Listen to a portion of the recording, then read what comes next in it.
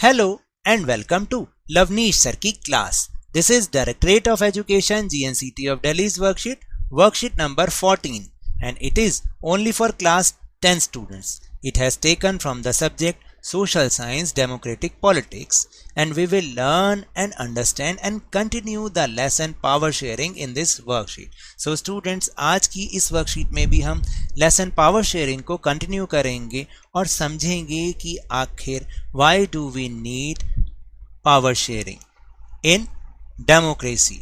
Democracy में Power Sharing क्यों ज़रूरी है? So without wasting our time, let's start and understand with me. We saw contrasting forms of power sharing through the examples of Belgium and Sri Lanka in worksheets 12 and 13.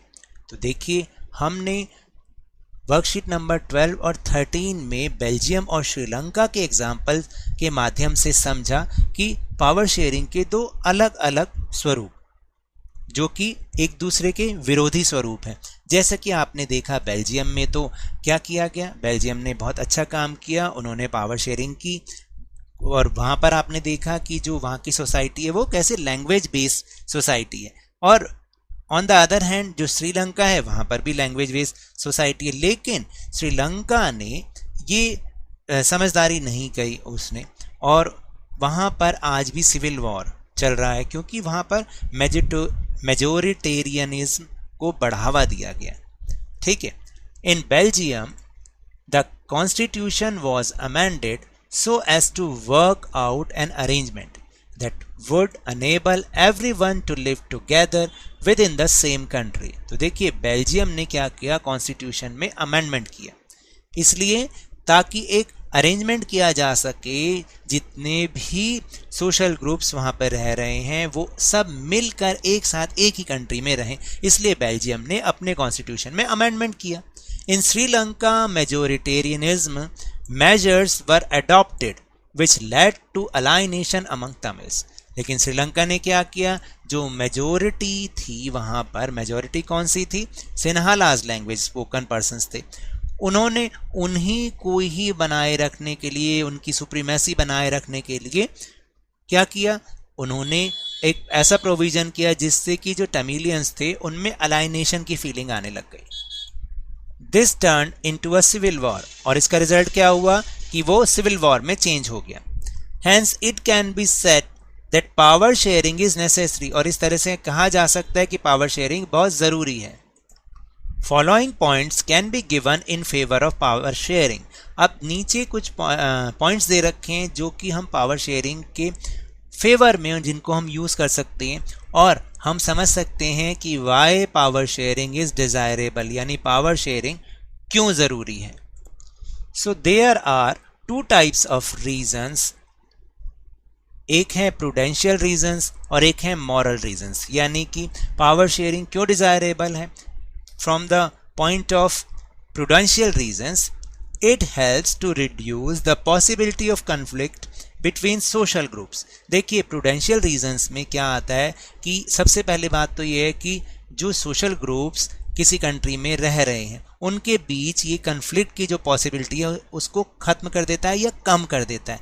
कैसे कम कर देता है, आप देखिए जब भी गवर्नमेंट फॉर्म की जाती है तो उस समय क्या होता है, सभी को इक्वल अपॉर्चुनिटी होती है कि वो आएँ गवर्नमेंट में पार्टिसिपेशन करें, तो इससे उनके बीच में जो कन्फ्लिक्ट होता है वो ख़त्म हो जाता है. And it ensures the stability of political system, और पॉलिटिकल सिस्टम स्टेबल रहे इसको भी पावर शेयरिंग इंश्योर करती है.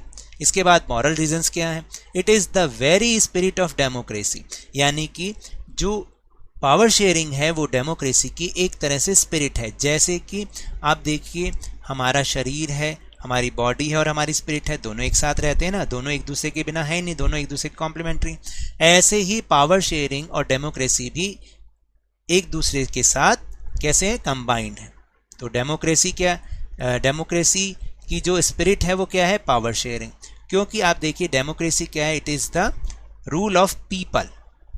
तो जहाँ रूल ऑफ पीपल आ गया तो वहाँ तो पावर शेयरिंग होगी. And then it provides the legitimacy of the government, यानी ये गवर्नमेंट की वैलिडिटी को भी बढ़ाती है, उसको एक तरह से उसको लेगिटिमेट करती है, उसको कानूनी वैधता प्रदान करती है। Now will move on forms of power sharing, यानी किस किस तरह से हम पावर शेयरिंग को देखते हैं, किन फॉर्म्स में देखते हैं, let's see. So there are 4 forms of power sharing.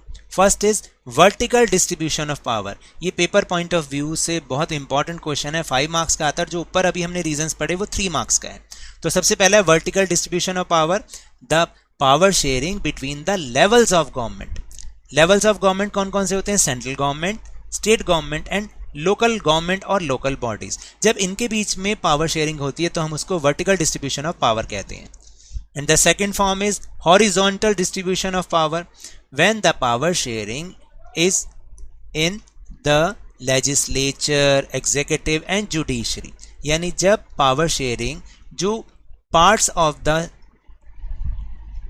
Government के बीच में, गवर्नमेंट के जो पार्ट्स हैं, गवर्नमेंट के जो पार्ट कौन कौन से होते हैं? लेजिस्लेचर होता है, एग्जीक्यूटिव होता है, जुडिशरी। लेजिस्लेचर मतलब जहाँ पर क्या होता है? लॉ मेकिंग होता है, एग्जीक्यूटिव जहाँ पर इम्प्लीमेंट होते हैं लॉ, और जुडिशरी में क्या होता है? पनिशमेंट दी जाती है ना। तो जब इनके बीच में पावर शेयरिंग होती है तो हम उसको हॉरिजॉन्टल डिस्ट्रीब्यूशन ऑफ पावर कहते हैं। थर्ड फॉर्म इज दिस कि power may also be shared among different social groups such as the religious, linguistic groups such as community government of Belgium।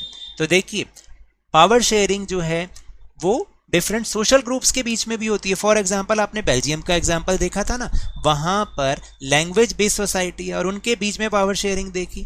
तो ऐसे ही हमारी कंट्री में क्या है? रिलीजन बेस्ड सोसाइटी है। जब गवर्नमेंट फॉर्म की जाती है उसमें सभी को इक्वली चांस दिया जाता है, उसमें सभी रिलीजन्स के लोग पार्टिसिपेट करते हैं। तो ये पावर शेयरिंग का फॉर्म भी हम देखते हैं। And last is power sharing among social groups, pressure groups and political parties. यानी पावर शेयरिंग जो है वो सोशल ग्रुप्स, प्रेशर ग्रुप्स और पॉलिटिकल पार्टीज के बीच में भी होती है। कैसे? आप देखिए जब गवर्नमेंट फॉर्म होती है तो उसके बाद डिफरेंट कमेटीज फॉर्म की जाती हैं ताकि डिसीजंस लिए जा सकें। उन कमेटी में एक तो पॉलिटिकल पार्टीज के लोग भी होते हैं और साथ में जो प्रेशर ग्रुप्स होते हैं, जैसे यूनियन के लोग होते हैं, डिफरेंट यूनियन के पीपल होते हैं, तो वो लोग भी उसके अंदर इंक्लूड होते हैं और ये दोनों आपस में मिल के ही कोई डिसीजन लेते हैं। तो पावर शेयरिंग इस तरह से इनके बीच में होती है। So now will move on question answer section. Tick the correct options. First is which of the following can be said to be prudential reason for power sharing। अब आपको बताना है कि इनमें से कौन सी स्टेटमेंट है जो कि prudential reason for power sharing है। First is it provides legitimacy of the government, it is very spirit of the democracy, C is it ensures the stability of political system या none of these। तो अभी अभी ऊपर हमने समझाई है, answer is बताइए C, it ensures the stability of political system। Then second question, which of the following is horizontal distribution of powers? Horizontal distribution of powers इनमें से कौन है? Power sharing among different social groups, power sharing among central, state and local government, power sharing among legislature, executive and judiciary और none of these। तो जल्दी से बताइए horizontal distribution power किसको कहते हैं? C, power sharing among legislature, executive and judiciary। So now that's all for this worksheet। अगर मेरे इस तरह समझाने से अब आपको समझ में आने लगा है ना, तो इस चैनल और वीडियो को ज़्यादा से ज़्यादा लाइक कीजिए, शेयर कीजिए और सब्सक्राइब भी कीजिए और अपने इस चैनल को जल्दी से जल्दी 50K यानी 50,000 तक पहुंचा दीजिए। But remember, whenever you will go outside please wear your mask. और याद रखिएगा जब भी आपकी टर्न आए कोरोना के वैक्सीनेशन ज़रूर कराएं, क्योंकि कोरोना को हराना है और ज़िंदगी को एक बार फिर से सुहाना बनाना है। और उसके बाद भाई स्कूल भी तो जाना है। इसी उम्मीद के साथ थैंक यू।